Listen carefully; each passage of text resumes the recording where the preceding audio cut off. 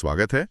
आज हमारे पास मीतू बिष्ट की किताब कर्म की समाप्ति का आरंभ पर आधारित कुछ दिलचस्प सामग्री है।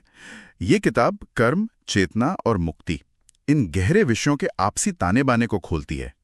तो आज हम इसी किताब के जरूरी विचारों को समझने की कोशिश करेंगे। जी हाँ, और ये किताब शुरू से ही थोड़ी अलग राह पकड़ती है, ऐसा मुझे लगा। हाँ बिल्कुल, ये भाग्य और स्वतंत्र इच्छा जैसी हमारी जो बनी बनाई धारणाएं हैं ना, उनको सीधी चुनौती देती है। और इसका अंदाज भी काफी अनोखा है, थोड़ा काव्यात्मक, थोड़ा दार्शनिक। सही कहा। ऐसा लगता है जैसे ये हमें रुककर सोचने पर मजबूर करती है कि कर्म का ये चक्र आखिर है क्या, और हमारे जीवन की ये जो पैटर्न बनते हैं वो कैसे बनते हैं। हाँ, ये महज जानकारी नहीं है, एक तरह का क्या कहते हैं आत्ममंथन जैसा है। बिल्कुल। और जो बात इससे खास बनाती है वो है इसकी ध्यानपूर्ण मेडिटेटिव शैली। पढ़ते हुए ऐसा लगता है मानो हर अध्याय लेखिका का खुद से एक संवाद हो। वो कोई उपदेश या सिद्धांत नहीं दे रही, बल्कि बहुत नरमी से पाठक को अपनी निजी यात्रा पर, अपने अंदरूनी घावों और भावनात्मक उलझनों पर गौर करने के लिए प्रेरित करती हैं। अच्छा, तो एक तरह का आईना दिखाने जैसा है। हाँ, बिल्कुल वैसा ही। और ये सिर्फ कोरी फिलॉसफी नहीं है जैसा आपने कहा। इसमें निजी कहानियां, आध्यात्मिक अनुभव और एक तरह की सहज बुद्धि, इन सब का एक अनोखा मिश्रण है। ये कैसे पूर्वी दर्शन की गहराई को आज की आत्म जागरूकता मतलब मॉडर्न सेल्फ अवेयरनेस से जोड़ती है। क्या यही वजह है कि ये इतनी आसानी से लोगों से जुड़ पाती है? हाँ, मेरे ख्याल से यही इसकी खूबी है। ये उन प्राचीन विचारों को आज के जीवन के संदर्भ में रखती है। मिसाल के तौर पर कर्म के सिद्धांत को ये सिर्फ जैसा करोगे वैसा भरोगे वाले खाते की तरह नहीं देखती। अच्छा, तो फिर कैसे देखती है? भावनात्मक मुद्दे जो बार बार हमारे सामने आते हैं, उन्हें समझकर ही हम आगे बढ़ सकते हैं। तो ये पूर्वी ज्ञान को व्यक्तिगत मनोविज्ञान के धरातल पर ले आती है। अच्छा, तो ये कर्म को एक कॉस्मिक सजा इनाम वाले सिस्टम की तरह नहीं देखती। ये तो काफी अलग नजरिया है। ज्यादातर तो हम कर्म को अच्छे बुरे कामों के हिसाब किताब की तरह ही समझते हैं। हाँ, आमतौर पर यही समझा जाता है। तो ये कहना कि कर्म असल में आत्म साक्षात्कार और अंदरूनी आजादी पाने का एक रास्ता है, ये तो सोचने वाली बात है। सही, बिल्कुल। और यही इस किताब का केंद्रीय संदेश है।